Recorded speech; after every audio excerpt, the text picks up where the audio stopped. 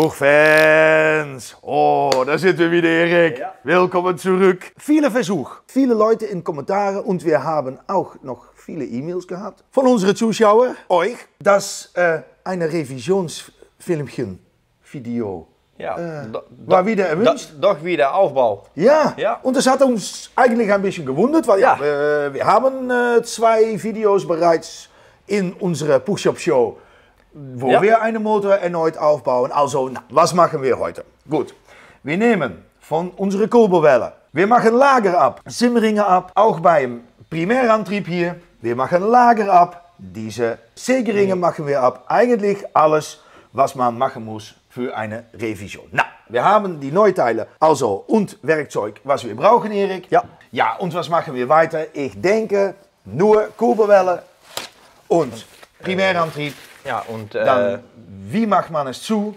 Ne, denke ich, eigentlich mit ein bisschen Dichtmasse, haben wir auch hier bereits.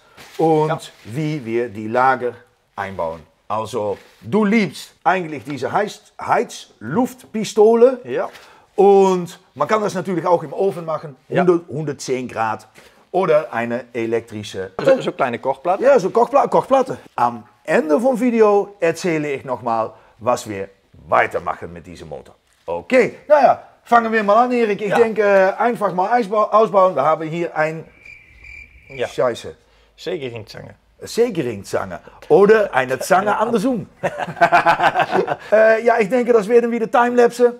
Ja. Also erstmal ausbauen. Ja. Ich gehe mal ein bisschen auf die Seite. Oh ja, was ich noch sagen muss, Jungs, was wir bereits gemacht haben, das ist vielleicht noch wichtig. Ich nehme nochmal meine Motorhälfte. Dann kann der Erik bereits... Ja, diese Sägeringen kostet maximum 50 Cent. Ja, ersetze die demontieren einfach. Und wegschmeißen. Neue. Ja. Und wir haben schon ein bisschen Vorbereitung gemacht, Jungs. Motor haben wir einfach eingespritzt mit Bremsenreiniger. Und was sehr wichtig ist natürlich, ist gut entfetten. Also was machen wir danach, wenn das gespalten ist?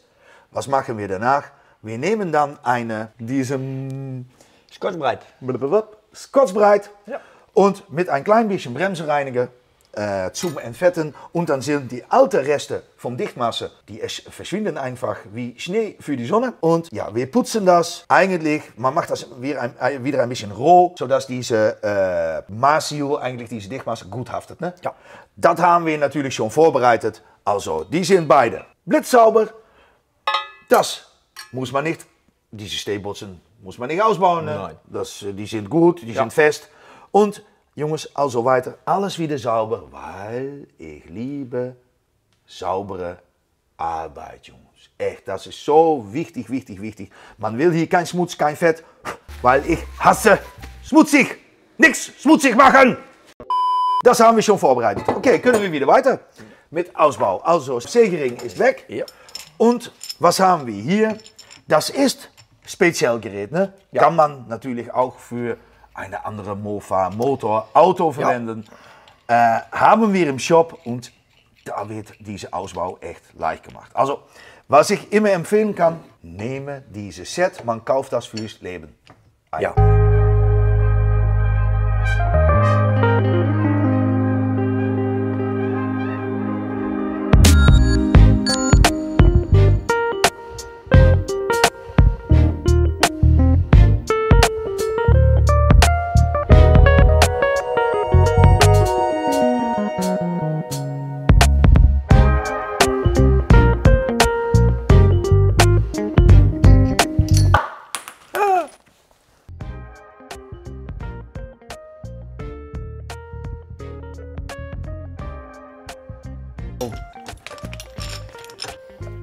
Jongens, fangen wir jetzt. Wir haben gesehen, alles ist ausgebaut. Naja, in real time, ich denke 5 Minuten, 7 Minuten. Ja. Also super einfach, leicht gemacht mit diesem Ausbauset, ne, diese Zierset. Also wir bauen jetzt wieder unsere neue Sägeringe ein. Also das ist immer schlau, um das zu machen, wie Erik gesagt hat. Alte einfach wegschmeißen, die federn nicht mehr gut. Und wenn damit Schäden entsteht, ist es echt richtig Schäden. Ne? Wir haben hier bereits eine neue aufgebaut. Wir wärmen jetzt das Lager. Das macht der Erik hier immer am Schraubstock. Oh, ich bin im Weg. Und wir wärmen das bis etwa 100, 110 Grad. Dann gehen die leicht drauf. Muss man vielleicht noch wie machen wir das eigentlich immer? Ja. Mit einer... Eine alte Sattelpen. Ja. Ja. Wie lange muss man das wärmen, Erik? Ja. Ja, bis es heiß ist. Ja, 2-3 Minuten. Aber wie machst du denn das? Hier drauf? Ja, mit einer Zange. Ah, mit einer Zange. Ja. Weil Ja. 110 Grad, dann gleitet es so durch die Finger, ne? Ich habe als Mechaniker ein klein bisschen Asbest auf die Finger. Ja, aber nein. nicht genug. Nein. Eigentlich ganz einfach. Wieso macht man das? Also, das Stahl vom Lager setzt ein bisschen aus, aber bitte, was man nicht machen muss, diese altmodische Tipps von diese Teile im Frierer und Lager erwärmen, bitte Jungs, nichts im Frierer machen. Ja, der braucht noch ein bisschen Hilfe. Ja. Ja. Dan hier. So eine Passung muss natürlich auch gut sein. Ne? Tick. Dick. Man hört auch, der Sound wird anders. Ah. Nou, heiß. Ja. Oh. Nicht machen, also Nein. immer noch ein bisschen machen. Aua. Aber dreht sich wie neu. Wenn man das Lager dreht, wenn es so heiß ist, Oh, kann man Lagerschade bekommen. nicht. Ja. Echt? Ja. Nicht mehr drehen. Nicht mehr drehen. Nein. Nicht mehr drehen, Jungs. Okay, ja, ich bin auch Und keine man sieht, Mechaniker. auch bei mir geht es ja, Ja. soms nicht so einfach. Ja, aber das ist gut. Ja. Ne? War keine Mühe. Nein. Und dann warten wir mal, bis das Lager abgekühlt ist. Ja. Zack, ist gut. Ja, das war schon zack. Ja, an der Ja, Seite. komm mal hier. Ja. Warten wir, bis es abkühlt. Ja. Und dann ist jetzt Kurbelwelle dran, Jungs. Na, Hoffen, dass es mit Kurbelwelle besser geht. Zündung zuerst. Naja, mag eigentlich auch nichts. Ne? Nein, ist mir egal. Ja, ist dir egal. Ja. Ja. Ja, ich habe so ein, wie sagt man das, so Ein System. so Autismus Ja. habe ich. Und ich mache immer. Also wichtig, Jungs, jetzt kommt ein wichtiges Teil. Wenn man Simmeringe einbaut, immer ein klein bisschen Fett, Öl oder etwas, Ja. was gleitet, am Innenseite vom Simmering machen. Wieso ist das? Na, zuerst, es gleitet natürlich einfacher am Kurbelwelle. Und beim ersten Kaltstart hat diese Simmering bereits ein klein bisschen Öl drauf. Gemischöl am besten natürlich. Wieso machen wir das? Weil was passiert oft? Kunden machen einen Neuaufbau und die sagen dann, ja, ich habe alles, wie beschrieben, habe ich eingebaut, aber meine Kurbelwelle dreht sich so schwer. Ja, Ursache Nummer 1 von einer schwer drehende Kurbelwelle ist, dass da kein Fett oder ein klein bisschen Öl dran ist. Ne? Und wie gesagt, beim Kaltstart, man hat schon ein bisschen Öl drauf. Kein Verschließ, kein Probleme, all immer top. Wir haben eine offene Seite und eine dichte Seite. Wieso offene Seite am Innenseite? Was war da der Grund auch schon wieder? Der Grund, na, hier sieht man eine Lippe im Simmering. Vielleicht kann die Kamera das sehen. Und die Lippe geht immer nach der Seite, was man außen halten will. Ja, genau. So, ATF-Öl, dus diese Seite Ja, nach ATF-Öl. Ja. In diesem Geval Kopplingsseite. ja. Ja. Okay. Also daher immer offene Ja. Seite nach innen, Jungs. Dann funktioniert diese Simmering richtig. Ja. Weil ich hatte damals schon gedacht, ich mache die ringsum oder andersrum. Weil dann hat man mehr Vorverdichtung natürlich, weil das hier ist, denke ich, 2 Quadrat oder 3 Quadratzentimeter an Luft. Was man nicht braucht. Ja. Aber das war nach etwa 2 Kilometer war das Schluss. Weil natürlich diese Lippe funktioniert nur nach einer Seite. Ja, Das ist eine eigentlich Seite. die ganze Story. Also das ist nochmal wieder zum deutlich machen. Immer geschlossene Seite nach außen.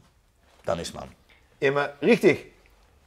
Steht vielleicht nicht auf Kamera. Wir haben auch die Ursache von der Leckage gefunden. Ja, zweite. Ja, zweite. Ja. Die Feder von der Simmering am Kupplungsseite war los Ja. und dann dicht es nicht mehr ab. Ja, genau. War auch einer dieser Probleme. Wir erwärmen wieder das Lager und können das einbauen.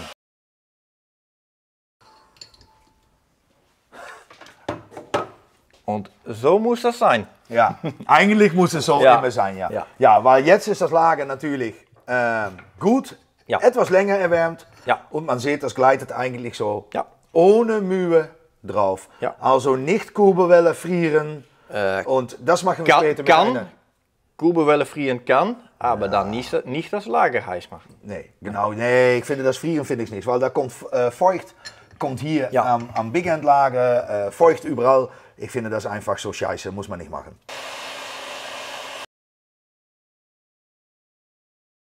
Man sieht auch hier wieder, Jungs, einfach das Lager gleitet drauf. Dann muss ich schon ehrlich sagen, wir haben hier eine Rito-Welle und eine Rito-Welle hat etwas weniger Fassung Ja. als die anderen Marken. Ja. Also statt DMP, statt Yassil, statt Top Racing.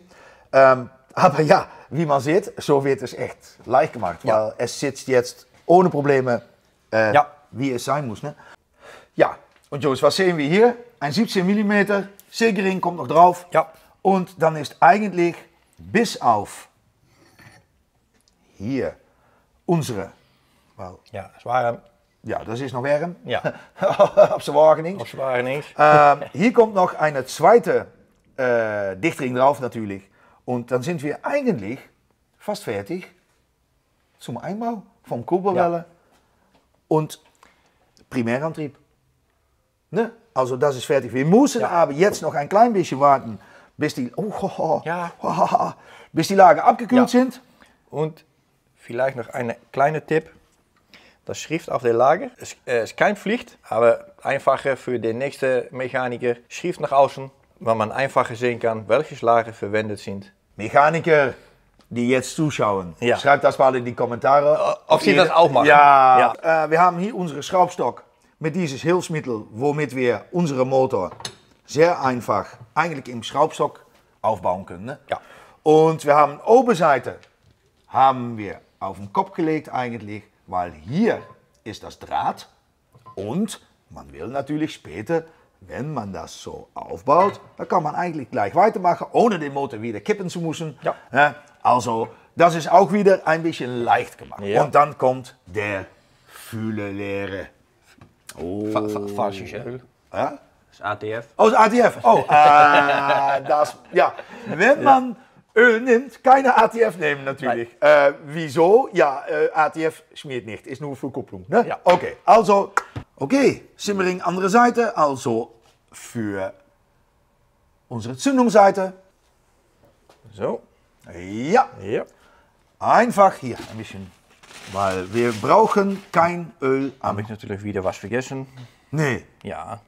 ein klein bisschen Öl am Lager, Jungs. Ja. Ja. Oh, wir sind auch Amateure, Jungs. Wir Ja, sind auch ja, Amateure. ja, ja, ja. So einfach ist es. Nee, das ist natürlich auch wichtig, wieder für unsere erste Kaltstart. Na, Ja. muss wir ein bisschen, ATF. ja, weil das ist Kupplungsseite. Da geht ein bisschen ATF drauf. Ja. Und was will man eigentlich? Da ist ein bisschen Öl am Simmering, habe ich gesehen. Ein klein bisschen Öl schadet nicht, Nee. aber die müssen natürlich nicht nass sein vom Öl. Ja. Gut, was ich noch immer sage, und der Erich macht das eigentlich gleich richtig, ist diese Öffnung hier von diesem Sprengring immer am Mitte vom Gehäuse einbauen. Wieso? Wenn es hier so an die zwei Teile ist, ja, dann ist das nicht gut. Ne? Dann kann da Spannung entstehen. Also immer oben oder unten, macht nichts. Aber diese Spannring, Klemmring, wie man Spannring, muss immer nach oben und nach unten sein. Das ist das Beste. Jungs, dann kommt unsere Fühlerlehre. Ja, hebben we gelernt van de letzten Video. Weil, und das ist ist sehr, sehr wichtig. Ich bekomme öfter eine E-Mail, Leute sagen, ja, ich habe ganz neu aufgebaut, aber mein Motor läuft nicht richtig. Da sage ich immer, zuerst hast du Falschluft im Basis, beim Vergaser oder beim Zylinder.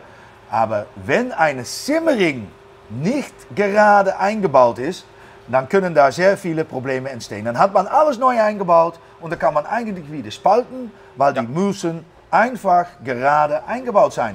Jungs, das ist echt wichtig, wirklich echt wichtig, weil Probleme, Neuaufbau und man kann das wieder auseinandernehmen, ist komplett Scheiße. Wir machen eine Füllelehre. Ja. Wie viel Millimeter, Erik? Ich brauche immer 1 mm. 1 Millimeter. 1 Millimeter. Auch die Abstand an diese Seite machen wir zuerst diese. Immer so oben. Und dann Andere Seite. Beide Seiten von der Kurbelwelle. Ja, so.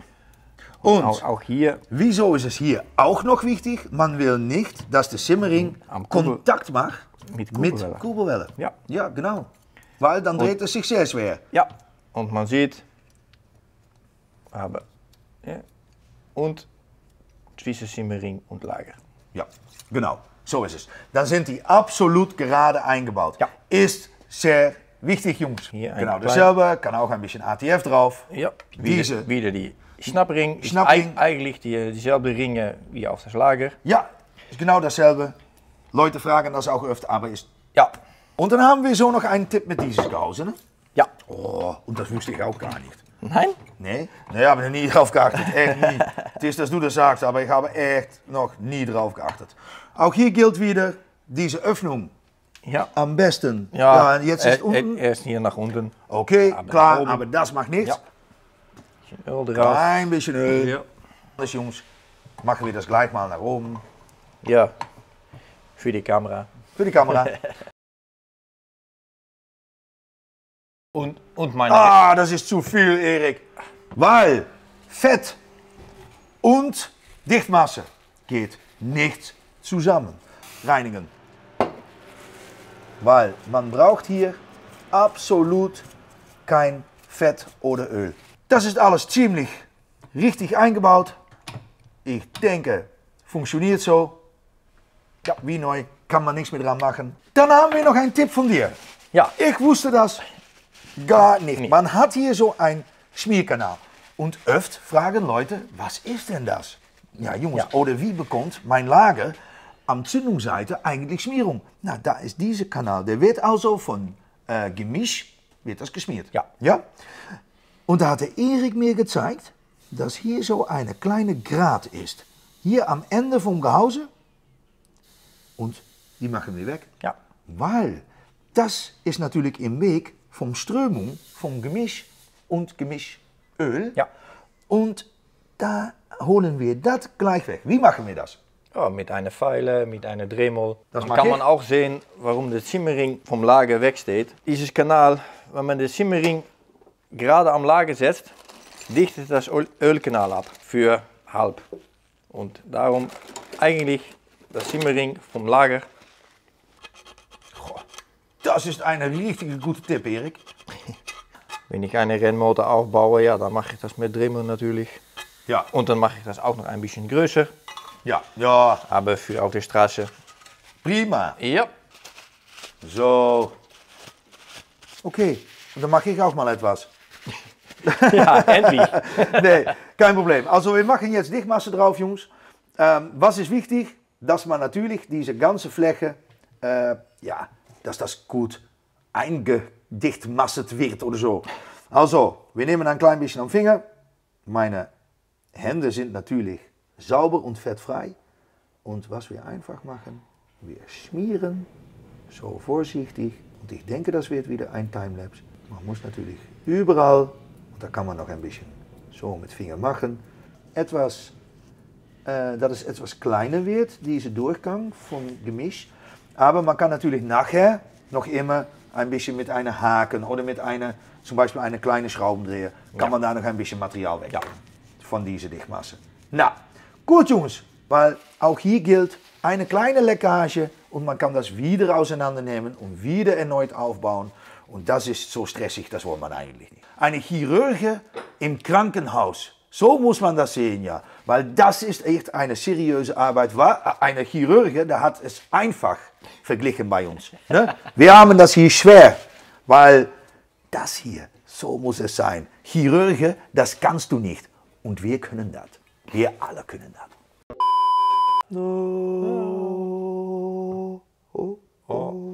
Dichtmasse auf Kurbelwelle. Immer so ein bisschen vorsichtig tun. Ne?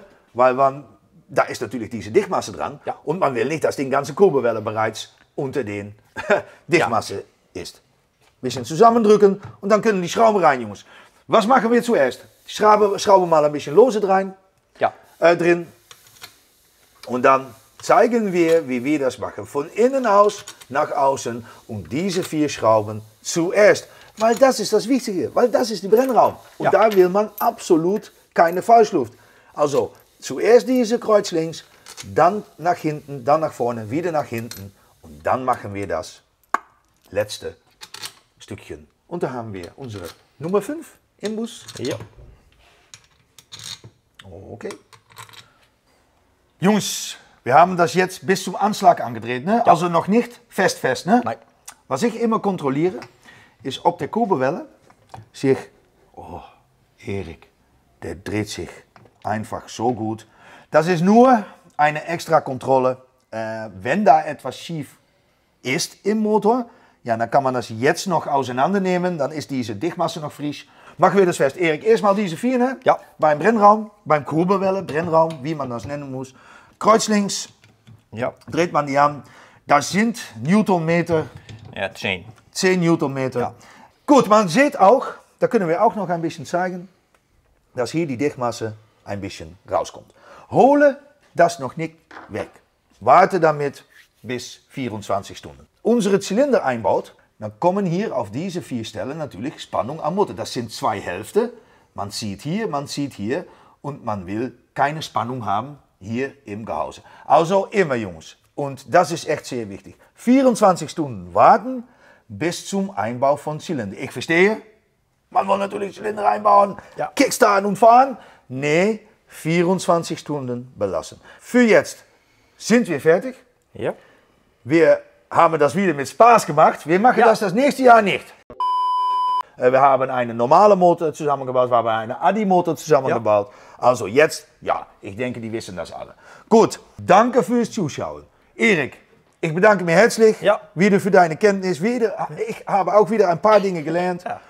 Mit Schmierloch und so weiter und so weiter. Und Lager nach außen mit diesen Texten. Also das ist echt wichtig. Und dann verabschieden wir uns und dann haben wir, oh ja, wir brauchen noch Abonnees. Also vergessen nicht zu abonnieren. Sind da noch Fragen? Schreibe die einfach hier in die Kommentare. Oder eine E-Mail an puckshop.de. Und ja, Jungs, dann sehen wir den Und? Die Klingel, hè? Klingel, automatische Notifikation, wenn eine neue Video online geht. Ja. Okay, bis zum nächsten Mal. Ciao.